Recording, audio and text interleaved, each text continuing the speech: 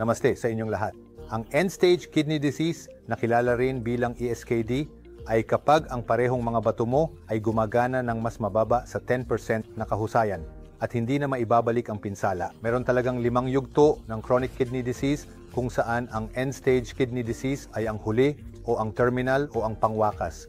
O ang ika-5 yugto, ang mga salik na panganib para sa end-stage kidney disease ay diabetes, mataas na presyon ng dugo, paninigarilyo, labis na katabaan, ilang mga gamot tulad ng painkillers at antibiotics, mga sakit na genetiko, at minsan mga bato sa bato. Meron lamang 2 opsyon ng paggamot sa end-stage kidney disease.